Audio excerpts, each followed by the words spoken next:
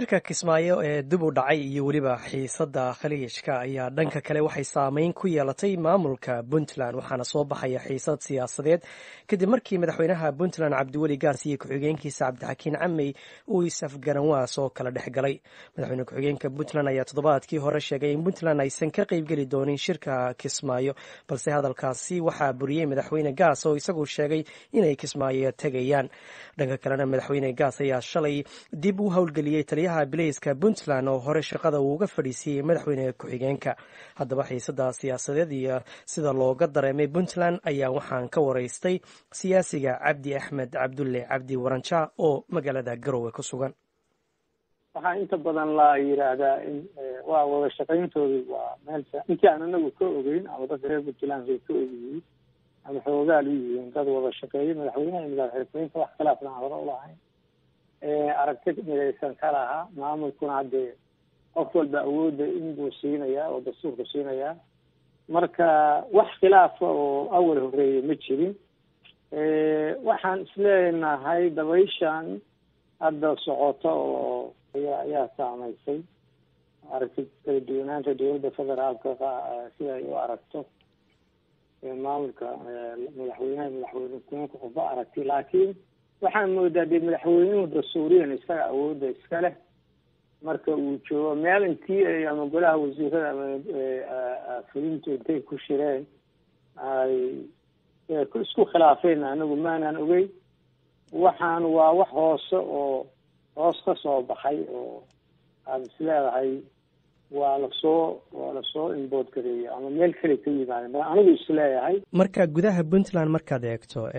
sidee arrintani saameyn ugu yeelatay sidee looga dareemay arrintan kala duwanaanshaha madaxweynaha iyo ku-xigeenkiisa wallaahi wax sarbaraaysay noqotay runtii waxaana loo aaneynayaa inay dowladda federaalku arrinta tan ku leedahay marka xaqiiqada loo eego oo ay dhinacaas ka timid baa loo aaneynayaa waayo madaxweynuhuna waddanka waa joogay mana maqnayn awoodda madaxweyne ku-xigeenkuna hadduu madaxweynuhu maqan yahay haddii wixii golaha wasiirada uu ka soo baxa ama baarlamaanka ka soo baxo dalka ku hogaaminaya wax shaksiya oo qof uu leeyahay sideedaba waxaan u malaynaya inaan qofna dastuurka u fasaxayn keligiisa marka adigu waxaad tuhumaysaa dowladda dhexood leedahay mar haddii madaxweyne Gaas uu go-aankii Puntland ee ku saabsanaa taageerida dhinaca Sacuudiga iyo Imaaraadka dowladda dhexena aanay go-aankaasi ku raacsanayn in waxaad adu farta ku fiiqaysa dowladda dhexood leedahay xiisad bay ka dhex abuurtay Puntland oo kala qaybsanaan baa timid oo malaha waxaa dhici karta inay u gacan haatiyeen madaxweyne ku-xigeenkii Puntland madaxweynuhu waddanka uu joogay oo saasuuna joogay madaxweyne ku-xigeenkuna isagii oo wadankii jooga oo madaxweynihiina uu joogo ayuu go-aan beersonaala u hadlay oo aan go-aan golo wasiiradeedna ahayn golo baarlamaanna ahayn marka qaab awoodeed oo sidaasa dadku istuhunka ay qabaan taa weeye runtii oo dad badan ay qabaan wuxuu ay xagga ka yimaada waxaana xanka kale u yahay niman ama xildhibaana ama federaalka ka yimid oo iyaguna kambeynkan waday waa jiraa oo arrinta tan khaliijka ay gadahayeen dowladda dhexe xaqa ay u leedahay iyo sida ay tahay iyo madaxweyne iyo cabdigaas ama stateska qaarkooda ka hor yimid inay arrintaas ay dowladda dhexe wakiil ka yihiin oo halkan cambaign ay ka wadeen marka dad badan baa waxay qabaan nimanka xildhibaanada halkaa yimid oo puntlandska ahaa oo si qarsoodiya qaar ku yimeen baa arrintan halka mar soo booday loo aaneynaya wata xildhibaanada baarlamaanka Puntland arrintan iyagu siday u arkaan kala duwanaanshahan iyo mugdigan soo kala dhex galay madaxweynaha iyo madaxweyne ku-xigeenkiisa arrinta tan waa arrin si kadibka kusoo baxday aan loogana baranba dee madaxweynaha iyo madaxweyne ku-xigeenka si aragtiya inay u hadlaan oo kala duwanay ama haddii jidhab ay yaraydba waxaa markaa xildhibaanadu aan moodaa inay weli go-aankooda baarlamaanku waa xiran yahay laakiin qaarna waxa ay qabaan runtii madaxweyne ku-xigeenku xaq u lahayn arrinta tan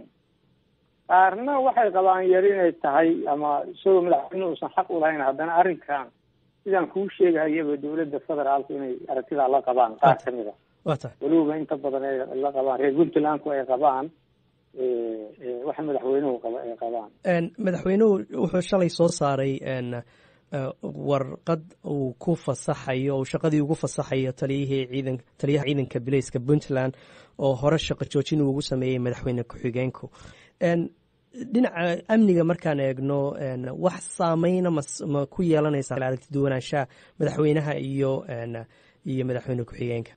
ma u malaynayo waxa weye inay ku yeelan karayso, sababtoo ah taliyaha booliska hadduu joogo iyo hadduu maqan yahay intaba wata shacabka amnigu inta badan wuxuu u badan yahay shacabka ayaa nabadda waxay u wacyigashan. inta badanna waxaa moodaa awood ciidan iyo awood ilaalinaysa oo xoog badan yani jiriya mid awoodda inta badan ee midda shacabka ka timi nabadda ay tahay marka iyo ammaanka iyo waa tahay. marka ugu dambeyntii marka maxay kula tahay, muxuu xaalku ku dambeyn doonaa mar haddii madaxweynihii iyo madaxweyne ku-xigeenkii ay sidaasi u kala aragti duwan yihiin oo dee shakina uu soo kala dhex galay oo wada shaqayntuna dabcan ay adkaan doonto? xaalku muxuu ku dambeyn? maxaa madaxweynaha u bannaan? madaxweyne ku-xigeenka xaalkiisa isna muxuu noqon doonaa? sida anu waxaan qabaa ra'yi ahaan in nidaamka dawliga iyo anshaxana la dhowro lana wada shaqeeyo. maslaxadda guud oo shacabku dadku adeegayaal shacbi inay ilaaliyaan shacabka inay u khidmeeyaan. in lagu mashquulo dawladda dhexe iyo khaliij iyo waxay tiri dawladda xiyada shaqadeeda haysata waxay xaq u leeyihiin sayidkuna iyadaa ula imaan doonta ama sayidka ula tegi doona. laakiin in anshaxa dawliga la ilaaliyo, khilaafkana la iska ilaaliyo,